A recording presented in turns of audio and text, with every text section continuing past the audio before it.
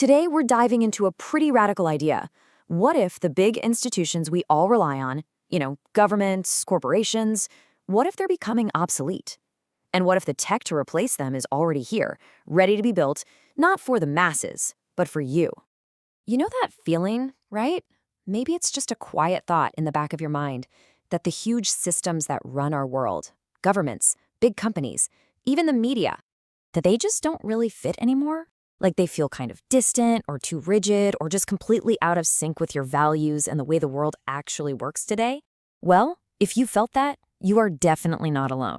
In fact, that feeling is at the very heart of a massive transition. Now, here's a really powerful way to think about it. What if it's not a sign that everything is collapsing? What if it's a sign that we're in a transition? This isn't about everything falling apart.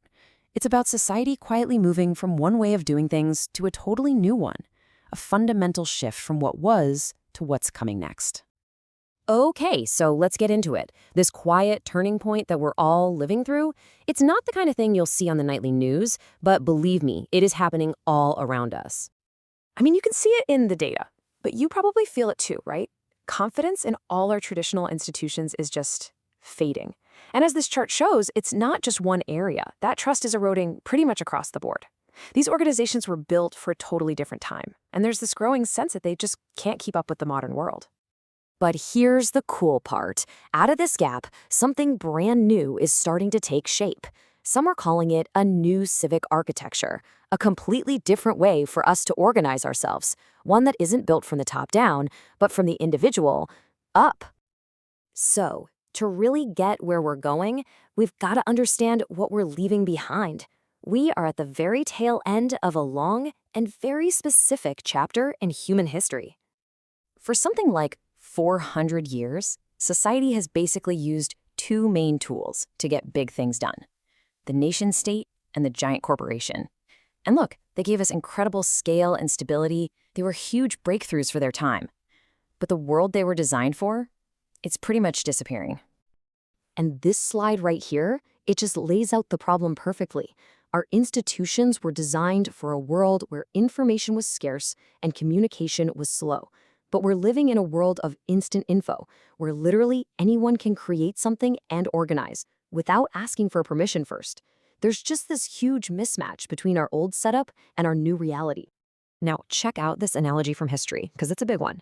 The printing press completely democratized information, right? It broke the monopoly that the church and the monarchy had on knowledge. Well, we might be on the edge of a similar shift, but this time it's about breaking the monopoly on governance and economic power held by today's centralized giants. Okay, so if that old model is on its way out, what's next? Well, the answer being put forward is this totally new concept, the autonomous institution. And, to really get what these things are, it actually helps to first look at what they're not. So look at this table. Corporations, they're built to make a profit for shareholders. Governments, they're designed to have control over populations. But an autonomous institution, its goal is completely different. It exists to preserve the sovereignty and the intent of its founder. It doesn't serve a market or a territory, it serves a mission. So here's the bottom line. An autonomous institution is a personal, self-governing structure. Just imagine building one around your own private AI, one that learns your unique values, your goals, your philosophy, and then goes out into the world and acts on your behalf. Think about a family creating one to manage their assets and values across generations, or an artist creating one to manage their creative legacy and royalties forever based on their original principles. So how would this actually work? Well, let's break it down. First, it's a learning system. It deeply studies your life's work, your writing, your decisions, all to understand your core philosophy. Second, it becomes your executive arm, able to manage resources and coordinate actions to hit the goals you've set. And finally, its ultimate purpose is preservation, to be a steward of your legacy, carrying your unique intent forward, almost like a living extension of your own will and wisdom. Okay, so let's zoom out a bit. What does all of this really lead to? Because this isn't just about some new tech, right? This is about where power actually lives in our society, and it's a massive shift. At the very heart of this whole thing is a fundamental human need that has become so important in our crazy, hyper-connected world: sovereignty. It's the ability to govern yourself, to make your own choices, and to guide your own future, free from all these systems that don't really know you or share your values. I mean, for centuries, these kinds of tools, they were only for nations, for huge corporations. The power to have your own intelligence system, your own economic engine, your own governance. Well, technology is now making it possible for these tools to belong to individuals.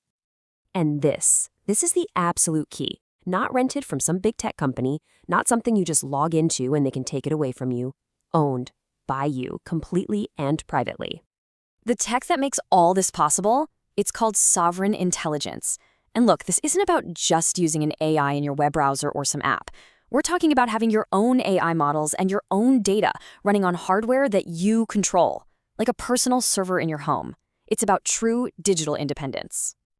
You know, for the last couple of decades, it feels like technology has just been sucking power upwards, right into the hands of a few giant companies and governments. Well, this chart shows how personal, sovereign AI completely flips that script. It pushes power back down, away from the centralized platforms and back to the individual. So, what do we do with all this? Right here, right now? Well, this isn't just some far-off prediction. It's really an invitation. An invitation to start building. And this is such a critical point. This whole transition doesn't have to be some violent, angry thing. It's not about fighting the old system. It's about respectfully saying, hey, your time has passed, and then focusing all our energy on building what comes next, starting at the human scale. So who's going to build this future? It's not necessarily who you'd think. The early architects of this new world, they're probably going to be thoughtful, everyday people. Teachers, builders, parents. People who understand that real sovereignty is a responsibility and who are ready to design a more human-centered future. And that leaves us with one final big question. This isn't some movie you just watch unfold. It's an active process of creation. The door is wide open for anyone who feels that a more self-directed, more meaningful future is possible. The only real question is, are you ready to help build it?